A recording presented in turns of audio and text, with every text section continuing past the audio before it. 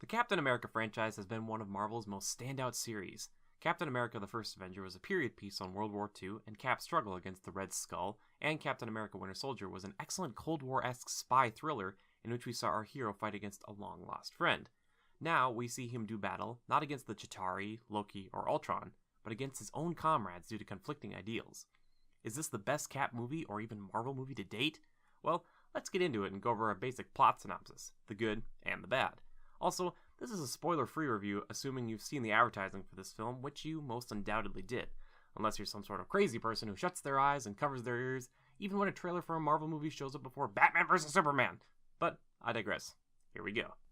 Civil War sees our heroes divided over a new law that would force the team to only go on certain sanctioned missions and, quite possibly, keep them from taking on anything outside of that.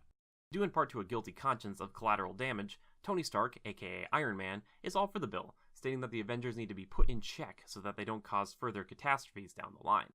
On the other side, we have Captain America, who believes that the Avengers are still the most qualified to decide who needs saving, and fears that this new law would prevent him and the team from helping those who need them the most, believing that saving some lives at the cost of others is worth it in the end.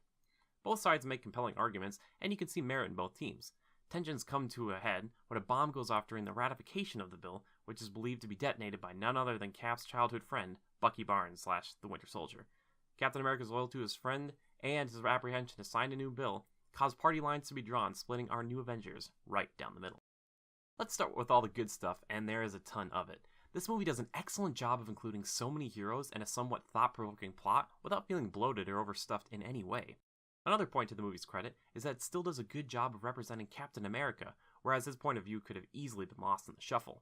Iron Man gets roughly an even amount of screen time, but they do such a good job of posing him as an antagonist to Cap while still keeping his motivations crystal clear.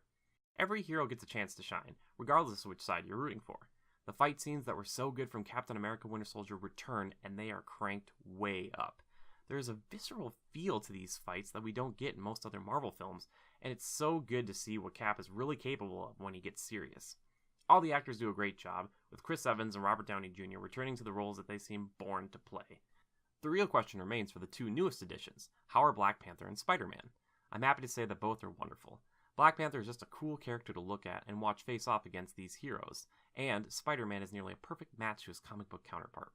Also, the humor in this movie is excellent. Many moments saw the entire audience laughing, which is one of the best things about seeing a movie at the cinema. The last thing I want to say is that there are so many great action set pieces in this movie, and each one feels like there was so much time and effort put in, and that each character participating in their powers were thoughtfully utilized. Now, to the not so good stuff. There really isn't anything, besides the fact that this movie almost requires you to know and be somewhat familiar with the Marvel Cinematic Universe. It does not stand on its own, but it's not supposed to. All in all, Captain America Civil War is a triumph. The acting, the set pieces, and the fighting are all top drawer and a complete spectacle. It really is a credit to all involved in this film to have the ability to use so many characters, locations, fights, plot points, and differences of opinion and not overstay its welcome. Go see Civil War. It is a must-see in theaters and is easily one of the best Marvel films yet. Agree with my review? Let me know in the comments below. Also, feel free to like and subscribe if you want, and follow me on Facebook, Twitch, and Twitter if you want to do that also. If you're craving a full breakdown and spoiler-filled discussion, tune into next week's Critical Podcast, where Joe and I dissect the film and go in-depth about what we liked and didn't like. Thanks for stopping by, and I'll see you next time.